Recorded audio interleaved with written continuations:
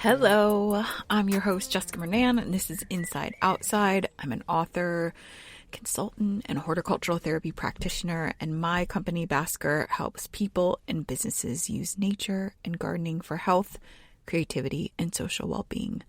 Before we get to our guest, I wanted to tell you that I added a new service on the Basker website. It's called Starting a Well-Being Garden. I love growing from seed, but I've been hearing from people they don't feel like they have the time or space, or it's just a little too intimidating right now for them to do it. So this is a new offering about starting a garden to get all the benefits of nature with purchase plants. I can work with you to create a small garden in pots or a big garden in the yard that's full of lots and lots of sensory moments. It can be so overwhelming and intimidating to do this, and I want to show you how to do it. So I'll include a link to this in the show notes, or you can click on the Work With Me page on baskergardens.com. And then one more thing, I have another group workshop that is happening. I'll be sending this out this week, and it's how to press flowers and create cool things with them. I know sometimes pressing flowers can feel a little bit grandma's crusty, dusty, musty, but, well, there's a lot of cool grandmas that aren't crusty, dusty, musty, but a little old-fashioned, I should say. And it can be so modern and so beautiful. It's something that I am absolutely addicted to right now. And for a lot of you that live in colder climates and you can't garden, this is such an incredible way to work with plants and get a little bit of that goodness from them. And it's one of my most favorite ways of doing it inside. So I'll be sending out an email about that if you're signed up for the newsletter. If not, there'll be a link to that in the show notes too. Okay. Today's guest, it's Allie Lehman. She is the founder of Wonderly, a design and development studio that helps creators and brands launch memberships and grow their communities. Some of her clients include some big food names like Molly Baz, Caroline Chambers, and Dan Pelosi, and a favorite of mine, Bitch Sesh's Garbage World, which is not food, but bravo. And she also writes Huge Fan, which is how I discovered her. It's a publication about fandom and the business behind it. So this explores how people turn passion into belonging, creativity, and money. It's part storytelling, part strategy, and I always find it to be such an interesting read. And I also really want her to make it a podcast, which you'll hear me say like 10 times. Allie's also an artist and an illustrator and just all around good, great human. I loved my talk with her so much. We go deep into the idea of fandom and fans. And we also talk about Substack drama too, which she had a lot of interesting takes on. All right. Check out baskergardens.com for the new services and also sign up for the newsletter for that workshop that's coming up. Okay. Allie. But first, let's hear from Zingerman, this week's sponsor, a brand that I would for sure call myself a fan of. Talk to you on the other side.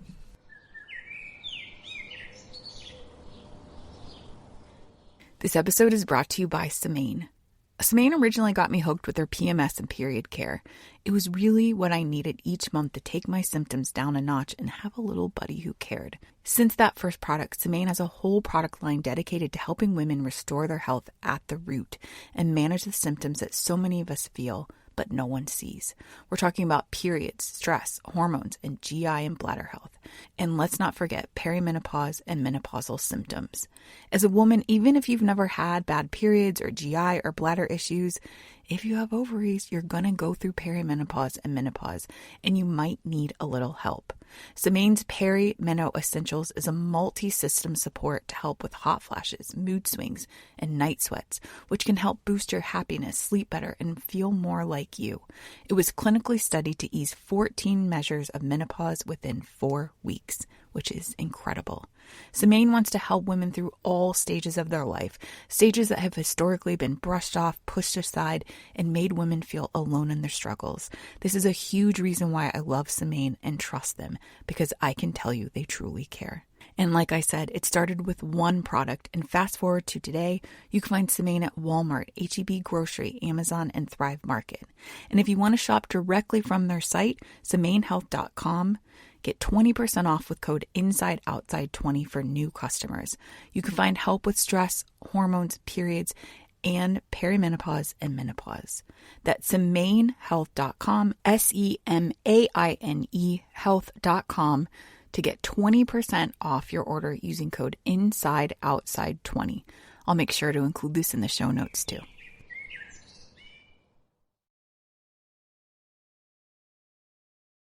Allie, welcome to the podcast.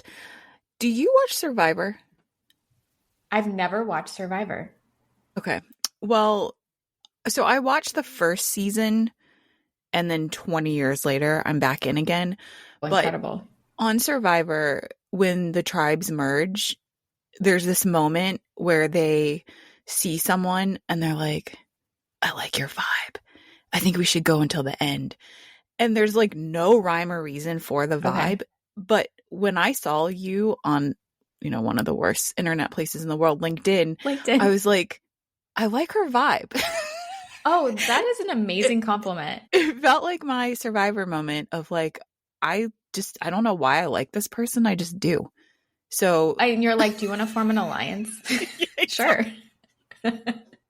I don't know anything about Survivor, but I feel like I know that maybe that happens. Yeah. So yeah, and it's weird because I literally never see anyone on LinkedIn that I'm like, oh, they seem cool. Okay, but for real though, that's so true. Where you're like, I actually want to talk to that person. So yeah. I'm glad we met.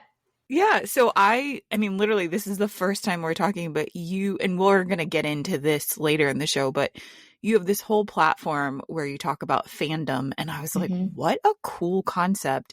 And then I looked at your design work and then I saw that you were from Columbus and I was like, this is just, we're an alliance. We share that. Yeah, so. Totally. Well, I am so happy to be here and to talk about all the outside, inside, and in between. Great. So let's kick this off. I feel like I get the impression that people don't really care that much about people's outside memories. So I'm switching it up a bit. Cool. And my question is do you like the outside? I love the outside. Okay. Tell me why. Because I used to think that I didn't. And I don't know why. I think that a lot of outside activities during a specific period of maybe our younger years revolve around sports. And that was how outside was presented to me. So I always told myself I wasn't athletic. I actually think that I am. And when I thought back, like your prompt around outside memories, I started to really think about it. And I love outside. And it was really interesting to think about memories around being outside. So sorry, I just canceled that whole segment. If you'd like to share your outside memory, you can. Okay, perfect. So my first outside memory is being at a lake. So my grandpa, who is no longer with us, he bought a really tiny lake house in southern Michigan. I think like the day my mom found out she was pregnant with me. So it was in my life for, I think, the first like 30 years of my life until he sold it. So we would go there every year. And I was convinced that there was a lake monster in the lake, but in the most romantic way. I would sit outside looking. Wait, what lake is this? It's called Corey Lake. It's in Three Rivers, Michigan, near Kalamazoo. Okay. Yeah. Okay. Very small, very cute. I would stare at the water, just convinced I would see the monster's scales like rippling through the water. And I was so hopeful. Like there was no fear. There was no, oh, I don't want to get in the water. It was just like entranced. I was entranced by this. I mean, to this day, maybe it does exist. I can't say. Yeah, but right. I was so fascinated. I realized in reflecting on this outside memory that I've always had outside adventures where I encounter maybe a structure that's been abandoned or a feeling of something was here before me that feels really eerie in the coolest way. So it kind of feels appropriate. We're recording this the day before Halloween, but yeah, it's like I wanted to be amazed. And I think as I've gotten older, outside is just amazing to me in and of itself now. The actual nature and trees and mushrooms and all of the things that make it incredible. But when I was little, I was looking for a story. I was looking for something a little spooky, I think. Yeah.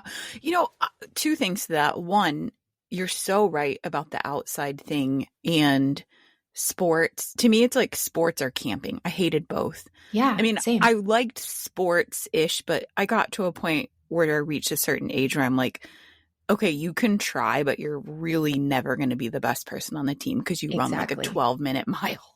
Exactly. Like I'm I never really gonna get did. praised here. Yeah. And then I think second is that eerie quality of nature because, I mean, my family, we would go to Lake Erie sometimes. This is an Ohio reference. And, one of my dad's friends owned this little cabin on there. And I just remember being the only one up at night and just being terrified of like what was What's out outside there? In the water, in the woods. Yeah. But I definitely that's why I'm just like, I'm a pool, clear water, beach person. I just like to see the bottom. Exactly. And healthy respect in a way. Totally. Yes. Well, I'm glad that you have shifted your feelings around nature. And it sounds like you're a very curious person. So I think I am. Yeah. Yeah. It changed during COVID lockdown. I felt like I got reintroduced to nature. I spent so much time outside that summer and I started hiking in the winter. And I just think that whatever about life slowed down, I leaned into it. And I really felt like the last 5 years it's shifted. I've learned how to dress warmly. I've learned how to enjoy the cold because when you hike in the winter, you're not as cold because you're moving. So there's been a lot of cool shifts that have happened since 2020 in my relationship with the outside. Yeah. Okay. One last thing to that is I think what's also interesting about that is I just did this little survey with people. I mean, like 10 people responded, but about what is their sort of barrier to connecting with nature or gardening? And the number one thing is they felt like they didn't have time. So I think it feels sometimes like such a luxury to be able to take a walk or to take a hike. Yeah. But yet, and listen, this is no shade because I do the same thing, but yet we're like okay with binging 3 hours of some Apple TV thing. Oh, for sure. But then we're like, I don't have time to go in nature. It's like, well, you kind of could if you gave up one episode of that show. Yes, but I think I'm guilty of it too. No, it's so true. This is the opposite of outside, but I was in LA earlier this year and someone was like, oh my gosh, like, were you in traffic all the time?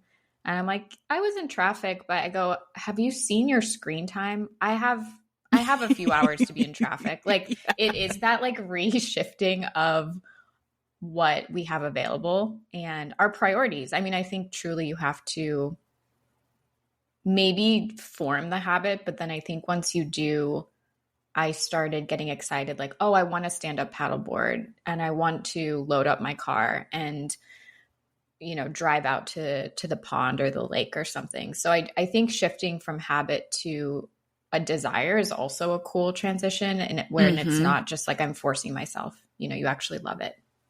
Yeah. And it's not this ultimate luxury either. It's like if you have the time to sit on the toilet for 20 minutes and read, like you can probably go outside for 15 of that instead. Yes. All right. So now we move into one of my favorite parts of the show, which I hope people care about, is I bring something plant related that is an article or a theory or an idea, and I try to relate it to the guest. And you write so much about fandom that I thought it would be interesting to see what is the fandom around certain plants. And I knew that there was an American Camellia Society, but I did not realize just how many societies there were.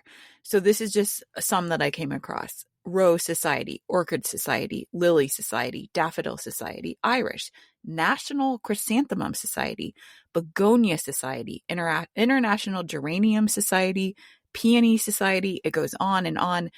Also, I think as someone that designs websites, you would be just shook by lilies.org, irises.org, like Oh, they roses.com, amazing. like they early days. Some of these websites looked like they were designed in 1999, Yeah, but that's when they got that domain. exactly. And I just think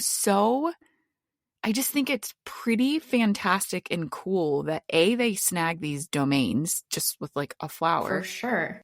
And, the American Rose Society has been around since 1892, and the Wow. Orchid Society is 1921. And I don't know, I That's think that incredible. with a lot of these societies, when you look at the pages, it's definitely a lot of older people on them. And I Hmm. think that in horticulture, things are starting to shift, like you, for instance, like during the pandemic, being more Hmm. interested. But, going on the National Chrysanthemum Society, there isn't one in South Carolina, and you only need 5 members to be on the map. And I'm like, should That's I amazing. do that? Yeah, totally. I mean, you think of two that if, one of them starting in the late 1800s, that community shifted into like, well, we need a website now, or, Yes, we need to make things different than they obviously were 50, 25 years ago. And I think that it's so cool that they, through their commitment and fandom and love, wanted to evolve in ways that 100% wasn't a part of that society or that fandom in totally. 1892. Yeah. Yeah. I think out of all of them, I'm going to include a bunch of them in the show notes, but begonias.org definitely is the most modern looking. I can't wait to So look at these. good job at Seriously. begonias.org. Um, Um, Side note, when people ask, like, what do you regret the most in your life? I always say, I wish I could go back and buy domain names that were just simple and available. yes. Well, that's how Wayfair started too. They snagged up, and I don't quote me on the exact websites, but they snagged up like tallchairs.com, and they bought a ton of domains that would then just like take people to their website, Yeah, which is so smart. so smart. And to Yeah, sell them off, if they ever needed to, that's exactly. incredible. Yeah. Yeah. Okay. So wait, actually, last question. If you were to be the head of a flower or plant society, what would it be? Well, my first inclination, my middle name is Rose, but I wouldn't necessarily, I don't think, pick that. I think that if I had to pick one, it would be a peony because my grandma loved peonies. I photographed them. I used to be a photographer. I photographed them in a kind of more painterly way, and I gifted it to her. She also has passed, but I feel like when you're younger, I don't know if you feel this way. I'd love to hear your experience, but I didn't have a lot of people outside of my grandma and grandpa that owned that small lake house Mm-hmm. interact, or I didn't see anyone loving nature Mm-hmm. outside of them. And so I think that there's something really powerful about someone in your life that you love that's older sharing that love of nature in a Yep. way that Mm-hmm. you don't see anywhere else. Like I didn't get that from my parents or, my friends and I, we loved going to the creek near our house and experiencing it. But I think there's something really cool about seeing someone older love something, and you sort of take that on. Like, I love that too. Yeah, for sure. Yeah, my dad grew tomatoes, and my mom grew marigolds. But I also Mm. think sometimes those memories aren't always necessarily positive either. Yeah. Like I know that there's a person in my life that like can't grow a certain flower because it's Hmm. too hard. Or this woman I spoke to whose mom had schizophrenia would Mm. start gardens and then abandon them, and then had to do the cleanup. Yeah. So it's an interesting thing how, when I talk about that first nature memory, it's like sometimes it could be this beautiful thing like the peonies, Yeah. and other times it can kind of like repel people from being a Totally. part of it. Totally. Yeah. It's sort of how am I seeing other people interface with nature, and Yeah. for positive or for worse, I think that those are really powerful. Yeah. Yeah. It's in horticultural therapy school. I mean, this was like a big part of it, is that you can't just assume that people have a positive experience with the smell of lilies. Like that could be, so those sensory components, you have to be prepared that not everyone will respond positively to That's so things. fascinating. That's so true. Yeah. And even just in a garden, let's say, if you are planning a therapeutic garden for someone that has sensory issues, you might not want plants that change often because they like for things to be more stable. They don't like change. So, designing certain gardens for certain populations of people, like you have to choose plants that don't really go anywhere or don't really do much. So this is the whole reason why we connected, is I'm obsessed. I'm a fan of your fan work. Yay. And so you have this great newsletter where you talk about fandom and kind of share a little bit about maybe why you wanted to start this. And yeah, let's just talk a little fandom. I think it's fascinating. Yeah. So I had the idea for about a year. In August 2024, I wrote down, why are people fans of things? Like, what? I was just curious. I am not a person who would think that they are a huge fan of anything. But as I started to make comments like that, my husband and people in my life were like, that's not true.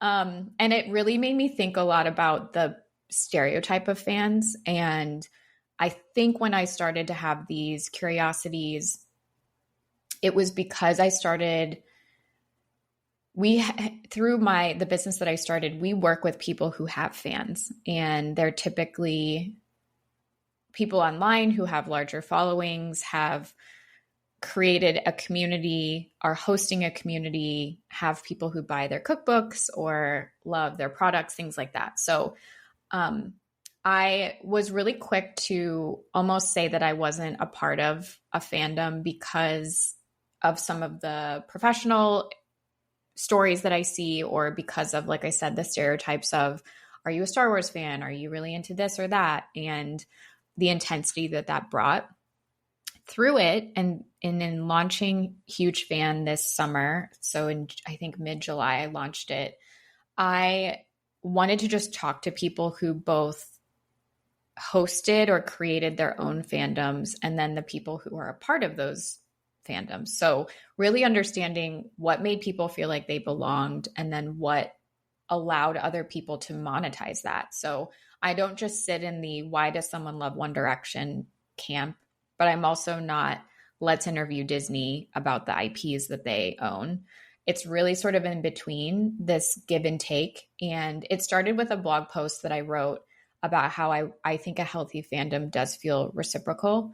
And to tie it back even to nature, when I read Braiding Sweetgrass, just this concept of reciprocity in all things. And so I don't really cover toxic fandom, even though that is a very huge part of fandom, but I really wanted to draw out these stories of what makes someone's heart flutter, what makes them want to move to a city the minute they visit, and what empowers people to make a living off of providing something that other people love, I think is really, really cool. So that's really what it's about. And it's really gotten me out of just observing on the internet, instead reaching out and talking to people. I mean, we got to meet through me sharing, and it's been really awesome for me to just get out of my typical bubble and ask questions with curiosity. So it's been really, really fun for me. And I've really enjoyed writing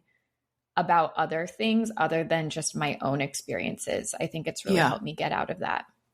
Okay. I have so much to say, but one thing I do want to say, which I already mentioned, it's like the first LinkedIn comment I ever made ever. I was like, this should be a podcast. I'm just saying you should make fandom a podcast. I need to, because I'm already talking to people. I might as well record it. Yes. Because I really, sometimes I feel like I don't have time, which we're going to get to, like the newsletter of it all. But I would listen to this podcast like 100 times over. But okay, so a couple of things. I think what drew me so much to the fandom part, and I love that you don't cover the toxic part of it. Mm-hmm. Maybe what I'm about to say is a little toxic, but there's some people on the internet, though, I just don't get the fandom.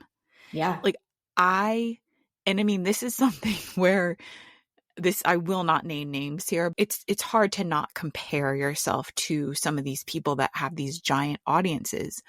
But sometimes you look at them and you're like, and I'm not saying their physical appearance, but yeah, I'm like, you don't get it. What? I just don't get it. And I think this happens so much right now in our world of Instagram, and less so TikTok, because I feel like TikTok fandom is more, oh my gosh, they made this weird video, like the hawk to a girl or something. And now it's kind of like it's sort fandom. Of more, yeah. Or like, it's like, what would be the word? More viral than fandom. Yeah, it feels like a drop in. Yes. Yeah, 100%. But then there's these other people, and I will say a lot of my friends, when we have books coming out or we're launching something, like, what is that secret sauce? Because some of these people are boring as fuck. They're not really bringing much that is different or unique. Yeah. There's like a very big level of like basic vanilla-ness that. Yeah.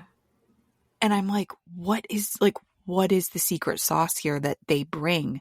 Totally. And so have you, and again, we're not getting, I just was probably toxic right there, but yeah, through your work, like, what are you seeing? What's up? There? You're like, what? Yes. What is up with this? So I agree. I mean, I didn't start, I'll say two things. The first is I can be a pretty neutral observer. I can watch a movie that everyone hated and be like, I was entertained. So I do think I take a perspective of, okay, let's try to understand what's going on here.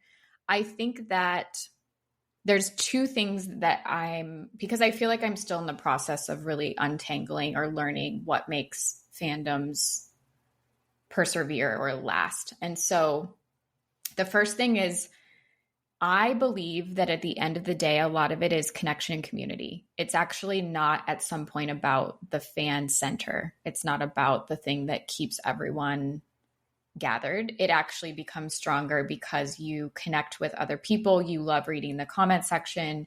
You post on Reddit. You go to a concert. It's like kind of similar to what I just explained around getting outside or starting the newsletter is like getting outside of your default. And so I think that actually keeps fans longer than if they were doing it solo. I think the other piece is, okay, so I use this example. There's someone who was on YouTube it was 2019, and we don't have to get into it, but I was depressed. I was going through a depressive phase of my life. And I would keep YouTube playing at night just for like sound and comfort. And I would fall asleep to this YouTube personality's videos, not because I was like a huge fan. It was because there was a lot of content and it could just keep going all night. And I became a really big fan of this person. And that connection isn't something that I like go out and talk about all the time, but I think it's true and deeply present for a lot of people. When I was interviewing Taylor Swift fans, which I'm not a Swiftie, I was so struck by how everyone's reason for loving her was really about their own heartbreak and love of their own life. Of course, they would say that they love Taylor Swift, but they talked about how it connects them to the group chats with their friends, going to concerts in other countries and making friends and making crafts and probably like getting off of their phones. And I think that that's stickier than the kind of shiny part that we see from far away. I talk Mm-hmm. about fandom as an orbit where it's like, yeah, you see the planet, but there's so much happening on the surface and orbiting that place that you don't really get it until you're in it. And some of us will never get into it. And so that's kind of where I'm leaning right now. I get a lot of people who reach out where they want to figure out how to tap into creating a fandom around themselves. And a lot of it, I think, is you have to just be consistent and put yourself out there and create things for people to consume. But there's like a kind of a magic element that I don't know. I don't think it's easy for just anyone to formulate and create. No, because there are people putting out the same amount of content. Let's talk about someone like Allison Roman, who has a huge fandom around her recipes and just around her as a personality. There's people that are putting out like twice the amount of content and might be coming that are like different but like they're not snagging that. It doesn't catch. And it's so, and I mean, but I think this is true in Hollywood too. It's like certain agents will see something in someone and like you might see them in a film for the first time. You're like, I don't really get it. But then film 4 or 5, you're like, oh shit, like this person has it, like the it factor. Totally. So it's just a little unexplainable. Yeah. It is unexplainable. And I think that's why it's sometimes frustrating for people who are putting out the content. They might not necessarily want fans, but with fans does come more book sales, money, more partnerships, money, opportunities. So and I think, reading your newsletter, and I really, maybe similar to what you thought you were, but maybe you are, like, I will never stand in line for something like a donut release or like a shoe release. I don't think I went to a book signing and the fans there of this woman, she wasn't even being nice to them. I'm just like, I don't understand. And then you're in line too, and you're like, no, I was not in line. Oh, you were. Oh, you were just observing. Because I feel like there's a little bit of that where you're like, oh my gosh, wait, I'm here. And it's like, I don't want to judge people that are fans of things. I guess I'd have a hard time understanding if that person is not reciprocating or maybe not even that kind. I think of someone asked me, like, when does fandom turn toxic? And I think it has a lot to do with how much of your identity you're giving up, or how much you're fusing, or how much you're where you are in your life, what's your headspace, mental health, all of that. I think that what's so interesting is what you said about it kind of made me think about what you said when you make a garden for someone, the specifications and uniquenesses that might have to be taken into account in order for it to work for them. I think it's this element of like chemistry as well, or like there's a lot of food people, chefs, cookbook authors, where I love their palette. It's like, I love everything that they use ingredients wise. And other people where I love their storytelling, or I love that they incorporate, their cultural identity, things like that. I think it's so complex. And where you are in your life at that time when you encounter someone, there's this concept of, do you encounter something that you become a fan of alone or through a recommendation? Do you discover it one night when you're supposed to be sleeping and you're scrolling your phone, or did your best friend or your grandma or your lover text you, oh my gosh, this song is amazing, and that holds meaning as well. And so it's really, really dynamic and multidimensional in my head. But I'm with you though. I can be doing these interviews around fandom and you're like, wow, you really do invest all this money into this, or you really spend a lot of your time on this. And I've come to ask myself, like, what am I willing to spend time on that would sort of elevate me into huge fandom? Because that is one of the notes, is like, you can spot a huge fan, super fan, whatever you want to call them, by how much time they spend. And Mm-hmm. that can be alone. It can be with people. But I think the with people is really, really, it keeps you in the orbit. Yeah. And I mean, I probably have listened to like 2 Taylor Swift songs in my life, and that was by accident. Like, I'm just not like a Totally. Swiftie person. When Lady Gaga was at her peak, I remember she was at Lollapalooza, but Yeah. I just remember watching the little girls there, and also you could tell some of the kids were queer there, and it just broke my heart open and just like was like, oh my God, they have her as like I've felt that someone way so many times. Yeah.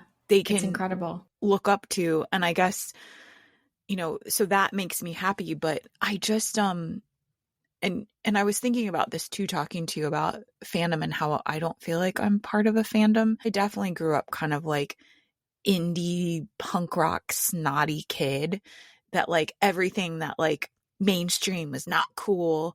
And I think that I've probably just, it's so embedded in me that now as an adult, I'm like, well, I can't like something that everyone else likes, even though I like the fucking Real Housewives, which is the most basic thing. But like, I'm not going to BravoCon, but I like love Bravo. So totally. Yeah. I just don't cross that barrier, I guess, into group fandom. I don't think I relate because I have a hard time sharing the things I'm fans of. I'm very, if I were to take it, I'm not even going to be negative about like self-talk, but the minute something does become mainstream, I relate to you in this, I'm sort of like, okay, let's move on to the next thing. It's sort of like this, our way of, being like a little contrarian, right? A little like, well, I like things that are a little undiscovered. And I think that that's so interesting. I wouldn't even say that's negative, and I need to cover that. Just this idea of what makes you want to like something that not a lot of people like. Yeah. It's really fascinating because I relate to it a lot. Like, I remember when that movie Amelie came out, I refused to see it because I was still like, haven't seen it. Me. Yeah. People love it even though it's like French about this beautiful, it's like it has the makings of cute everything. Bangs. She's got cute bangs. Exactly. Yeah. Exactly. But I refused to see that movie when it came out because now I don't care. Like, I watch every popular movie. Right. I was strictly like Criterion Collection. Like, I was such a snob, and now I'm just like, who the fuck cares? Like, I'll watch whatever. I don't know. You know how toddlers, like, they're like, they want to exercise their own free will by refusing to eat foods. Like, it feels like our version of that, where we're like, we still have control. I don't have to like that. Yes. And, you know, and I am huge fans of certain things. I just, I don't know. Yeah. Well, thank you for talking fandom. So I have one last question before we go inside. I really want to get your take on this. Yep. I didn't ask you this in advance, but there is this huge thing happening with Substack right now where there is big creators that started at Substack are moving to Patreon. So what is your take on what is happening right now? And I should say, if people are not familiar with why there is a move and purge of people on Substack, is because Substack was first created as just this newsletter platform. Writers were there. A lot of people were there. And then the past 6 to 9 months, maybe a year, they've really focused on the notes section, which is essentially Twitter. Now they have like a side section that's trending. And one of my most hated things that they have is they have a little tiny thing next to people's name, which shows if they pay for subscriptions or not, which is so gross to me. It's it's not only like feels like it's peer pressure to pay. Yeah. It's also like, so this person has enough money to do this, that they're subscribed to like 20 people, but that person only has 1 subscription. It's just gross. Totally. So anyway, that's the background. It's a little Black Mirror. 100%. So what is your opinion about the state of Substack? Because you create these platforms for people within Substack and then their own communities off of Substack. Yes. Well, you've tapped into what do they say? Like your Roman Empire or something, like where it was so funny. I was talking to my siblings and their significant others about, have you heard the concept of like a drunk PowerPoint where everyone, presents on some obscure topic and usually people are drinking? My family's always drunk, so you should try it. This. Okay. Yeah. You basically you could like smoke weed or drink and like present for 7 minutes. And I want to say I'm not drunk. It's my dad and stepmom and siblings. I don't want to ever have a hangover, so opt me out. But there was when I was thinking of my topic, I was like, would everyone be really frustrated if I talked about CMS and newsletter platforms and what I think is happening with Substack? And this is the kind of inside fascination I have 100% of the time. So thank you for asking me. Yeah. So Substack is social media. And I think that it wasn't maybe always going to be that, but it is now. So because like you said, some of our clients are really successful on Substack. They have a really good thing going there. Without saying no Substack ever, I would ask people, how can you use it like you would use social media like Instagram or like TikTok or Pinterest, where it is top of funnel discovery. People maybe are finding you, but do you have the time and will to show up there? And like you said, post to notes and talk to people and comment. A lot of people don't have time, or they would need to almost take away their investment of time and money into other platforms to really give it a shot. Maybe, they've tried Threads, maybe they're still on X. And so if you start to just say Substack is social media, which like I said, I believe that wholeheartedly. Which they have said too. So yeah, exactly. Yeah. But I think a lot of people, their users don't maybe understand that yet. They still see it as, well, this is a really great, news email service provider. So I think that there are certain practices that Substack has that can really hurt a writer or creator in the long run. And so that's around, and I posted this also on LinkedIn, which is again, a place so odd, about they now default to Apple Pay payments, which really hurts and makes it difficult to leave and move your Stripe subscriptions. Because if you have a paid Substack you host and you write on, it's really just sort of a flip of a switch to move your Stripe account to another place. So your customers don't have to re-enter their their payment information. All of it stays secure. But that's harder because with Apple payments, that stuff gets a little more hidden.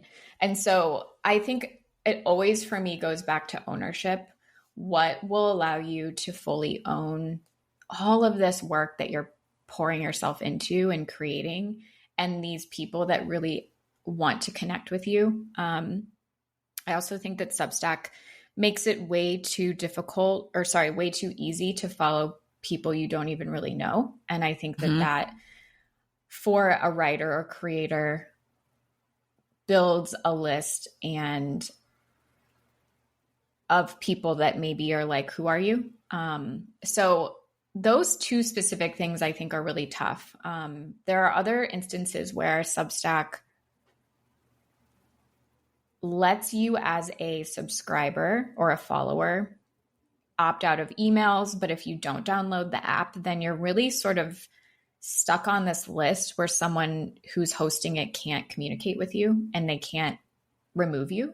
So again, for me, it always goes back to ownership. And so you talking about moving or putting, your work on your own website, I think is really smart no matter what.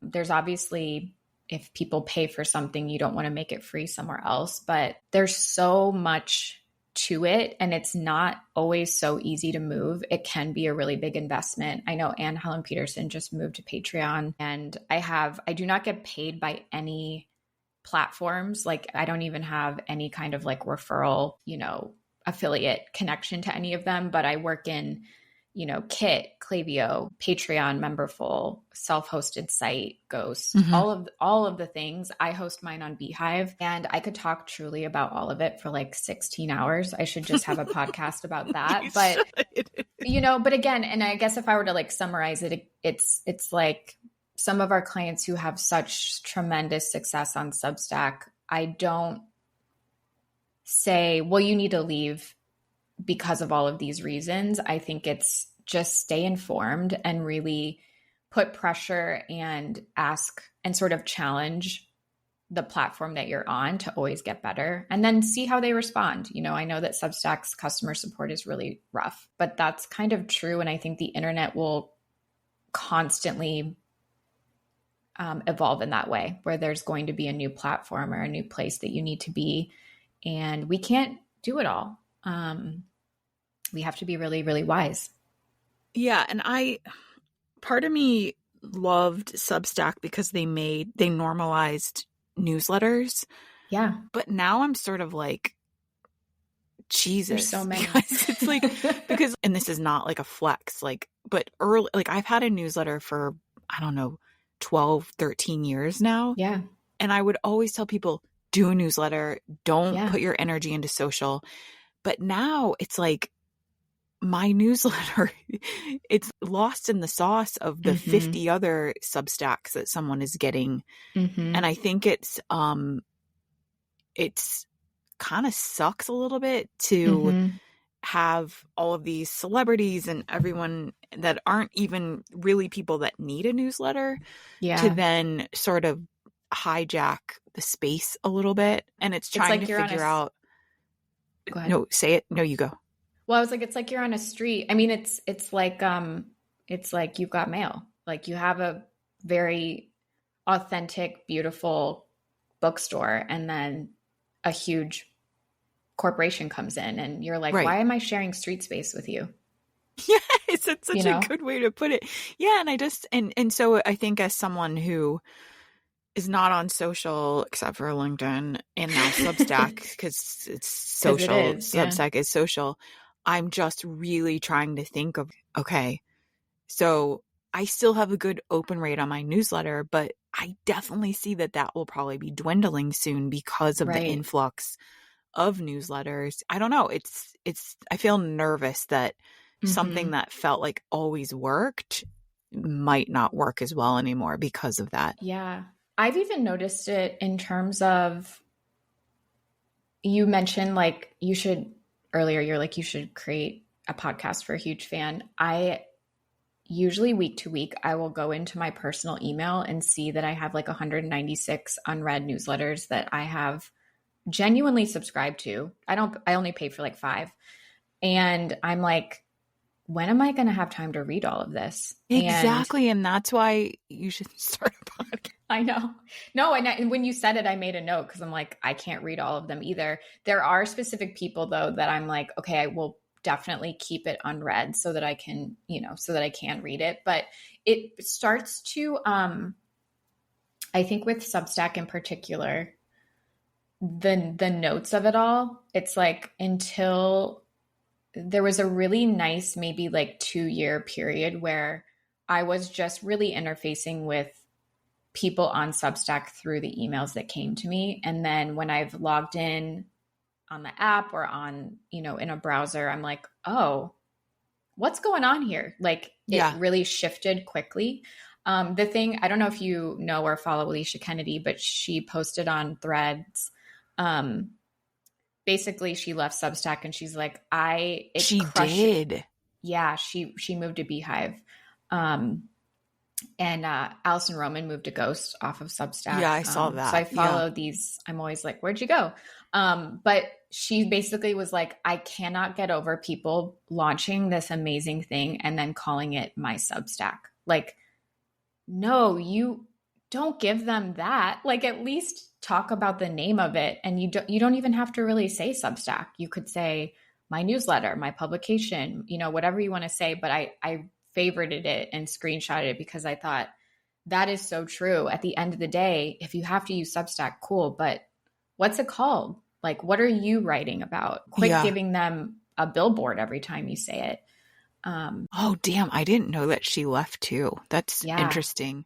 I mean, they're Yeah. not going to be hurting. It's like everyone is going there now, so they'll be Right. just fine. But Totally. wow. And this is the last thing I'll say about it. It's very interesting because I wrote this piece, which is not something I used to write essays a lot. I stopped writing them because I feel like after writing books, I was just like, I just don't feel like talking about my feelings anymore. Same. And so I just kind of made lists of things, but I wrote this piece on why I don't, even though I'm chubs, I don't want to use a GLP-1. And I like wrote about why it is the engagement, reshares, comments, likes were, I don't even, I think like, I don't even want to say quadruple. It's more than quadruple of anything I've ever gotten on Substack. And it's like, I'm not going to be writing about that anymore. So Yeah. a bunch of new people followed me because of that. I'm not going to become this curvy plus size influencer that's against GLP. And that's not my thing. Yeah. So like you were saying, a bunch of people followed me and now I just have all these new people that could give a shit about me talking about inside and outside things because they think I talk about GLP-1s. Totally. They're like, this isn't, and then they're also like, why did I follow this? Like, I think that happens exactly, all the time. like, why did I follow she? This person again? And because of the visual differentiation that lacks on Substack, I can sometimes get an email and I'm like, who is this person? And I think at one point I really did want to hear from them, or I thought that something that they wrote was interesting. But, and it goes back to the, like, this is my Substack of it all. I think that, you know, cram your branding and your perspective as much into that sales pitch as possible, but it just makes it tough. I feel that way writing about fandom. Someone can join, subscribe, because mine's free, but you have to enter your email. They could be like, oh my gosh, I love Sex and the City. I'm going to subscribe. I'm like, well, I'm not talking about that next time. I'm never probably talking about it again. And so that's where I'm still figuring out my voice and sort of what would, I'm not worried too much about sort of the like unsubscribe, subscribes, but it does make you second guess yourself sometimes or say, was this worth it in terms of tapping into this interest or theme? Yeah, because like the Hamish, I don't know what his last name is. The guy, he Substack founder. The Substack founder, Hamish, whatever, Mick something. He dragged Patreon for polling their people. And he was like, and they're going to lose all the social functions that give them bigger numbers. And it's like, but again, to what we're saying, like someone follows you because you wrote a stupid note about something and like, they don't know who you are. So yeah. So I'll be moving off of there. I don't know what I'm going to do yet, but it just does not feel like and I've been there for 6 years. So it's like, yeah, that's a long time. I gave it the early days. Like, and you're being ahead of the curve, like having a newsletter for that long. I think that, I mean, I know this is a podcast, but separate convo I'm always happy to talk about the things I love and don't like about every platform. Great. Okay. Because again, I don't get paid, but I have lots of opinions, which I think makes my opinions hopefully more interesting. Yeah, for sure. Yeah. Well, thank you so much for talking deep about that. Like I mean, I literally do think that we could have 5 more podcasts about this, but we're going to go inside. Your inside thing was very interesting. I'm excited to hear for people to hear about it. So your choices are TV, book, or movie, internet gossip you must discuss, a trend that you love or hate, or wild card. What did you choose? Mine was wild card. Okay. Definitely. So I can explain it. I can give you a blurb about why I picked this. Yeah, do it.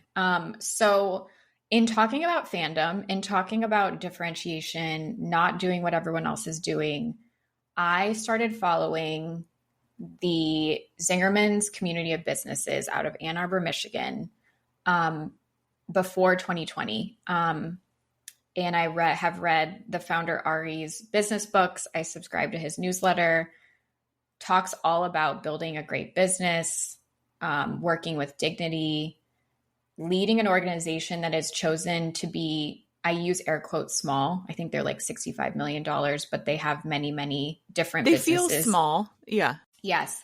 And like for comparison, there's a restaurant group in Columbus that I think is like 300 million, across the whole country. They have tons of restaurants. And so um, I love the way that Ari talks about leading and striving for something that's great and not mediocre, treating everyone at the organization with respect, leaders, owners, serving people who are bussing tables. So I've been a fan of this organization and the writing of the co-founder. And over the last 7 days, I was just in Ann Arbor and Northern Michigan, got to experience all of the different establishments, and actually ended up meeting Ari at random, eating on a Thursday night at one of his restaurants. He was actually working expo, taking rolls and butter to a table. He loves to just go in and sort of talk to customers and things like that. They have 2 full-time illustrators that illustrate every sign, every catalog. They don't take photography of any of the products like pantry items, olive oil, bread, cheese. They draw everything. I'm also an artist and an illustrator. And when you go into one of their establishments, they have a billion signs and little notes everywhere describing why they love everything, what makes that cheese special, what makes this pickle amazing. And it's just like the opposite of AI slop. It's the opposite of 2010 simple branding. It's quirky. Everyone you interact with working at any of their locations is super present with you. Do you want to try anything? Can I help you? But in such a human way. And so in all of this conversation from, how do you differentiate yourself? What inspires you? I've just really enjoyed seeing a community of businesses working within capitalism, but prioritizing respect and balance, and Ari being one of the co-founders constantly referring to outside and nature. And so in saying that I'm not really a fan of something, I was like, wait, I just took a whole trip to go see this thing. I'm a big fan. I'm a huge fan. So Yeah. that was my answer. And as someone who owns a business and has a team, I've been really, really thankful to have an example of a business and an organization that holds to its values. I'm gonna include his book in the show notes, and yeah, I think it, like, we can talk very briefly about this to give you your time, but I just think it's, what was it about this very small organization in Michigan that then like catapulted to these like multi-million-dollar business? Like there's a million places that sell bread or have a little shop, and it's like, how? It's like Ina Garden, you know what I mean? It's like, well, totally. she had like celeb clients too, but it's like owning this tiny little shop and then turning it into this empire. And sometimes you just wonder, it's like, what is that magic it factor that allowed him to do this? Totally. I think the first thing I think of, and specifically with the Zingermans, is this desire to really serve a specific community. I actually, before this recording, was interviewing someone for Huge Fan around loving the city of Rome so much that she moved there and started a business, and says that her heart breaks when she's not there. Like this feeling of, I am in this community. I am not trying to just bail when I get a bigger opportunity, I think is so, it's cute and like romantic, but it feels like I know who I'm here to serve. And so I know they've had discussions with people around franchising or like expanding, and they've chosen to stay in Ann Arbor. And I think that that's huge. Like, who are you for? Could be, it doesn't have to be one city, but starting and really investing in like listening to the people that live and operate there, I think is really cool. So I think overall that's something that really struck me. And then they've decided the bread that they serve at their deli or their restaurant, they actually created their own bakehouse. So they serve themselves. And this idea of how do we continue to grow, but allow for ourselves to buy from ourselves, I think is actually just a really smart business move. Instead of, bringing things from out of state or something, they could say, we provide all of this to all of our other businesses. So they actually have about like 16 other owners all within the community where you can become like a managing partner of one of their businesses within kind of the umbrella, which is really cool. It's so cool. And when you had sent it to me, it sounded familiar because my father-in-law is obsessed with their English muffins. Oh, that's amazing. Like he talks about them all the time and orders them. I don't know how he found them. Like he doesn't. You he have lived, to ask. Yeah, I'm gonna ask him now because I'm like, how did you discover these? He lived in North Carolina and now he lives in Florida, and like he's not going to Michigan ever. So that's so how did interesting. he ever discover those as the best English muffins ever made? Yeah, like he became a huge fan of it. Someone probably somehow had them. Yeah, so totally. And I'll include this in the show notes, but I have I get my favorite olive oil from them, and I will share the link because it's just like so buttery and amazing. But yeah, it's just the intention. I even pulled a quote that I love. One of the things that really informed one of the values at my company is being present. And so, I highlighted this many years ago, but Ari shared a list that he runs through during the day. And it's, am I being mindful of the moment? Am I being appreciative of all the little things going on around me? Am I having fun? Am I smiling? Is my body language good? Am I breathing regularly and evenly? Am I making positive eye contact? Are all of my interactions meaningful? Am I listening well? Am I giving out heartfelt compliments? Have I successfully managed to avoid obsessing over stuff that's either already happened or that's still in the future, but over which have no real influence? Energy spent fretting over things that are out of our control is almost always negative, and it generally detracts from the personal energy pool we've got to draw on. So those types of things, like when you think of business books, it's like closing the deal, sales, being a good CEO. And I feel like this is something that actually has really meaningfully changed how I lead and how I own my company. And I think it's really rare. It just feels really, really special. Like how many times are you, I mean, not you, but collective you, like how many times is someone working with a client and they're just like thinking about like, how the fuck am I going to make this happen? Like Totally. She's being annoying. Like what, if you just kind of are like in the moment and just appreciating, oh my God, I get to work with this person. Like we'll figure it out. Like instead of, because I future trip all the time, which is not same. It's so easy to do. Totally. Yeah. Or like, is this person that I work with like not doing this for me? Like, are they not managing sort of how they suck the energy out? Like, I think that it can also keep ourselves and other people accountable when you talk about all of that. And for us at Wonderly, I'm always like, please take a break, get outside, don't eat lunch at your desk. Like all of those things we have to sort of self-manage. And that's really important. And it's really obvious, I think, when someone's pulling the energy down or trying to suck a little bit of that out from the group. And it's really important. Well, I'll come work for you. Okay, great. Hired. I'll run your fandom podcast. Yes. Honestly, that's probably what I'm missing is like, okay, I got to set this up. Yeah. Thank you so much, Allie. I just like really, like I said, you were my alliance in Survivor when I saw you. And I'm so glad we formed I'm glad when we talked, it was true. You're amazing and awesome. And I love the work that you're doing. Thank you so much for having me. Thank you.